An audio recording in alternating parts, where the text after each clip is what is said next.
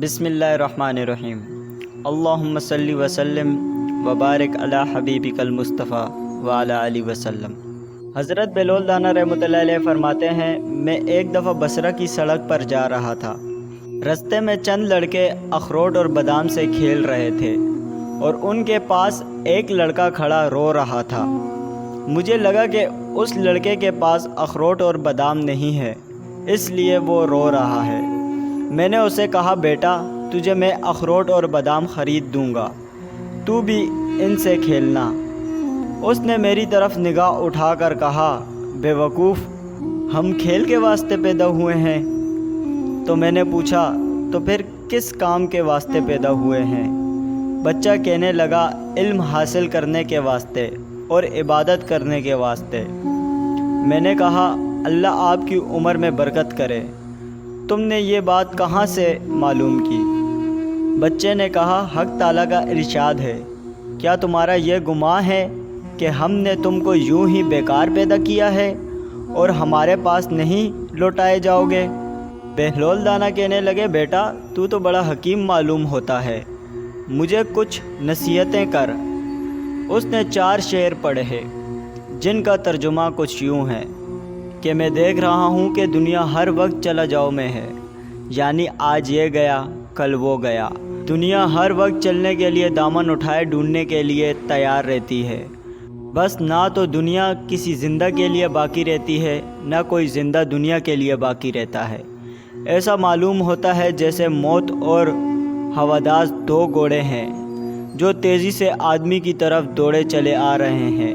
بس وہ بے وقوف جو دنیا کے ساتھ دھوکے میں پڑا ہوا ہے، ذرا غور کر اور دنیا سے اپنے لیے آخرت میں کام آنے والی اعتماد کی چیز لے لے۔ یہ شعر پڑھ کر اس لڑکے نے آسمان کی طرف منہ کیا اور دونوں ہاتھ اٹھائے اور آنسو کی لڑی اس کے رخسار پر جاری تھی، اور یہ شعر پڑھے جن کا ترجمہ یہ ہے وہ پاک ذات کہ اسی کی طرف عاجزی کی جاتی ہے اور اسی پر اعتماد کیا جاتا ہے وہ پاک ذات کہ جب اس سے کوئی امید کر لے تو وہ نامراد نہیں ہو سکتا، اس کی امید ضرور پوری ہوتی ہے۔ یہ شعر پڑھ کر وہ بے ہوش ہو کر گر گیا۔ بلول دانا رحمۃ اللہ علیہ نے جلدی سے اس کا سر اٹھا کر اپنی گود میں رکھا اور آستین سے اس کے منہ پر جو مٹی وغیرہ لگ گئی اسے پونچھنے لگا۔ پھر جب بچے کو ہوش آیا تو بلول دانا رحمۃ اللہ علیہ نے پوچھا، ابھی سے تمہیں اتنا خوف کیوں ہو گیا؟ ابھی تو تم بچے ہو، ابھی تو تمہارے نامہ اعمال میں کوئی گناہ نہ لکھا جائے گا۔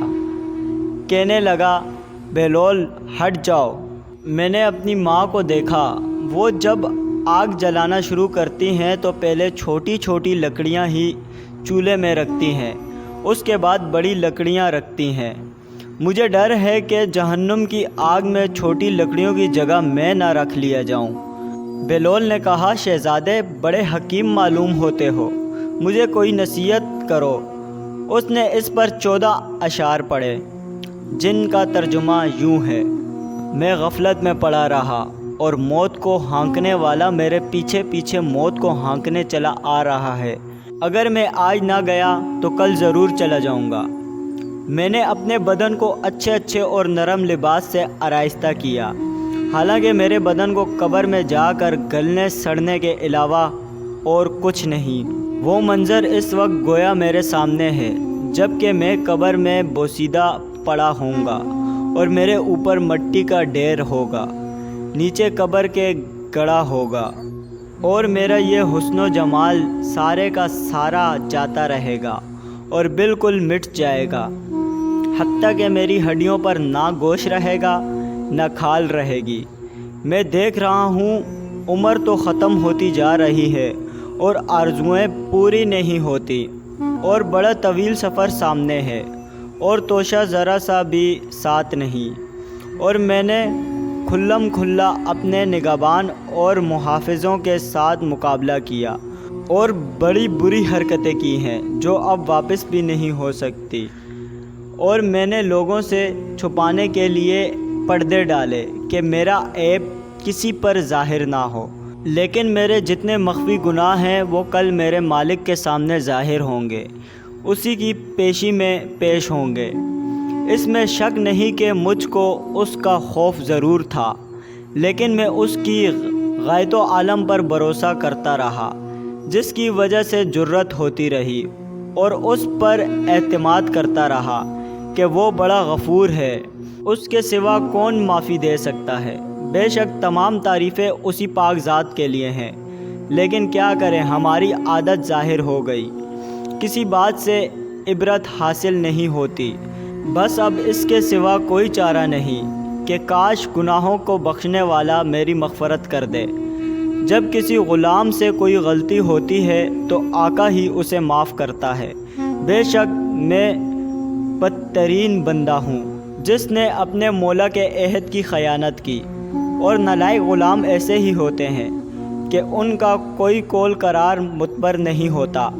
میرے آقا جب تیری آگ میرے بدن کو جلائے گی تو میرا کیا حال بنے گا، جب کہ سخت سے سخت پتھر بھی اس آگ کو برداشت نہیں کر سکتے۔ میں موت کے وقت بھی تنہا رہ جاؤں گا، قبر میں بھی اکیلا ہی جاؤں گا، قبر سے بھی اکیلا ہی اٹھوں گا، کسی جگہ بھی میرا کوئی مددگار نہ ہوگا۔